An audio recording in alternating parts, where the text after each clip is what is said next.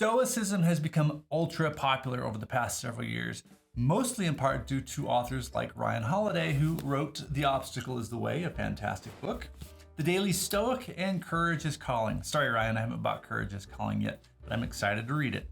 Now, just because all of the cool people are talking about Stoicism, that does not make it right for you. Today I'll be talking about one of the greatest Stoic books ever written. It's called Letters from a Stoic by Seneca. This is a beautiful edition, black on black here. It was written in AD 63. 63 AD? I don't know. The number comes first or after, whatever. It's an old book, but it goes over the core tenets of philosophy in Stoicism very well. So in today's video, my goal is to help you decide if this book is worth your time. We'll be discussing the major themes here, from death to friendship to the value of your time. Let's dig in and see if you should read Letters from a Stoic. The first theme in Letters from a Stoic is the value of your time. A Stoic is really interested in making the most of it because you could die at any time. So right now matters, and how you invest your time matters. Let's go to highlightish.com and we'll check out my notes on this topic. Seneca writes, "Continue to act thus, my dear Lucilius. Set yourself free for your own sake. Gather and save your time, which till lately has been forced from you, or filched away, or has merely slipped from your hands. Make yourself believe the truth of my words, that certain moments are torn from us, that some are gently removed, and that others glide beyond our reach." This is the important part. He says, "The most disgraceful kind of loss, however, is that due to carelessness." So here's the message. Theme number one of this book is that your time is valuable, and it's a disgrace if you simply let it slip away.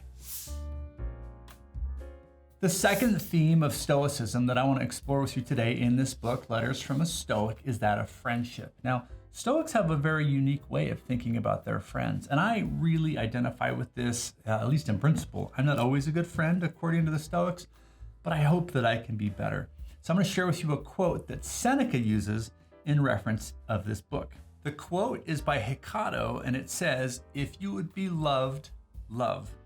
So this encompasses Stoicism very well in terms of friendship. The idea here is that a good friend is somebody that you put energy into, that you make sacrifices for, that you show up and do hard work in order to improve that relationship, right? So there's another branch of philosophy at the time, Epicureanism, who sees friendship a little differently. They see friends as people that are there for us.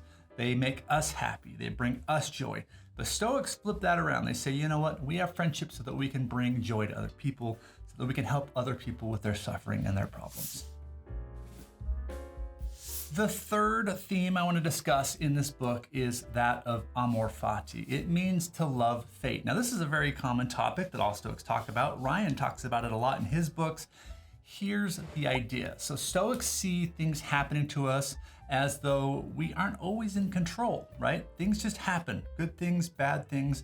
Your job is to love fate and to take whatever happens and make it a source of benefit and progress, not to complain about it, not to get angry about it, not to be emotional, but instead to be stoic, strong, and courageous and move forward. I think this is why Stoics get a bad rap, to be honest, because most people think Stoics to be the kind of people who sit in a room like this and they have no emotion, right? And they just sort of are shut off from the world.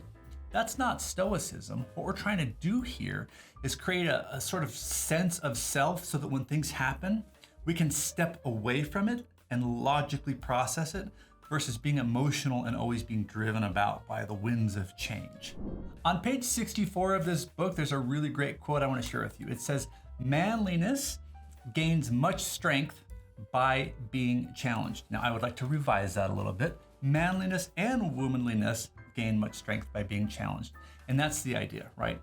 As a Stoic, when things happen to you, when challenges hit, when hard times occur, you get stronger because you face them with courage. The fourth theme in Letters from a Stoic is actually courage. Courage is a really big deal. Ryan Holiday talks about in his books all the time that there are four main values that a Stoic really cares for: courage, justice, temperance, and wisdom. So we're going to be talking about courage here, right? And what does that mean? Well, let me share with you a quote from this book, Letters from a Stoic. It says, "The fool, with all his other faults, has this also. He's always getting ready to live. I love this concept. If you think about it, a Stoic way of living is to not sit at your desk all day long and plan and think and one day try it, and perhaps when things line up, I'll give it a shot. Stoics have courage, and they go out and they do and they learn and they get wise. I love this sort of sense of action. A Stoic really believes that joy comes in the act of being courageous and in the act of progress. The fifth theme that really is prevalent in Stoic philosophy is that of death, mortality, and really owning that.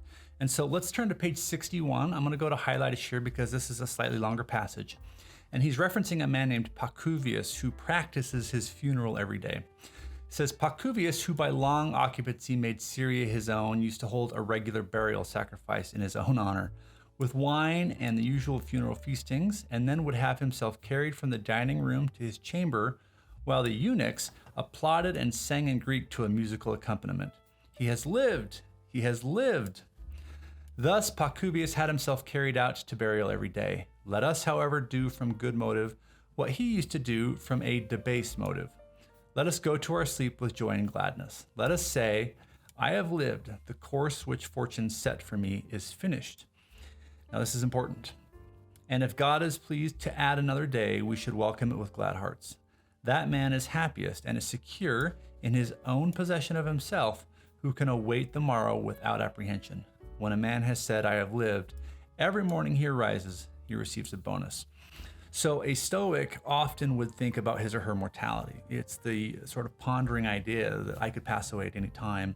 That really makes you appreciate the moment now. And they would do things like have skulls around them, have paintings of skulls.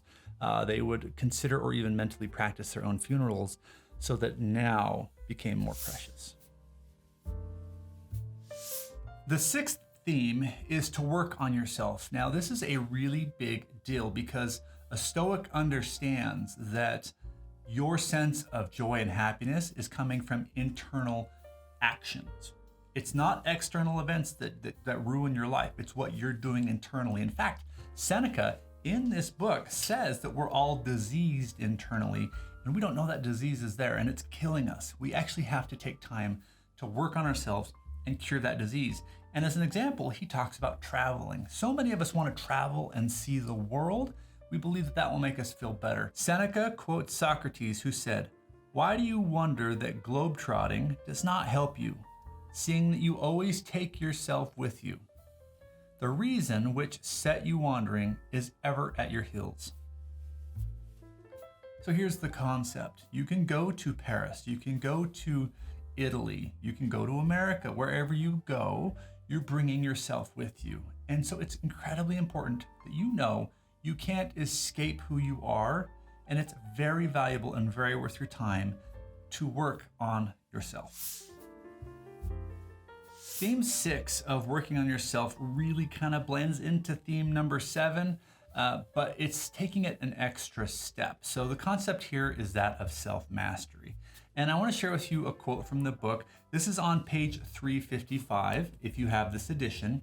It says, "I am master of myself, for I do not surrender myself to my affairs, but loan myself to them, and I do not hunt for excuses for wasting my time." A Stoic really values his or her time, and they don't make excuses for when they waste it. They own that, and they're always trying to find ways to get better. And I love the concept of self-mastery. I am the master of myself. This is what a Stoic does in his or her free time. They look at who they are and they figure out how to get better. Letters from a Stoic is a very valuable book. And if you found any of these themes of relation to the way that you live and see the world, then I do think this is a book that you'll find benefit in. I really think that at the end of a long, hard day of work, sitting down and reading this book, Letters from a Stoic, is absolutely worth your time. And here's why. Because Seneca wrote this in letter format to his friend Lucilius. It's actually quite an easy book to read when it comes to philosophy, because some philosophical works are challenging, really hard. This one is not. It's very almost contemporary in the way it sounds and feels. It's very accessible to almost anybody. In fact, my kids read this, have read many parts of this, and they find it useful as well. It's very understandable, and I think you're going to love it. Now, if you liked this video and you want to learn more about thinking in your free time, then I would ask you to check out my most recent video, the 5-Day Thinking Challenge. I'll post that right here. And thanks for watching. I'll see you on the next one. And happy reading.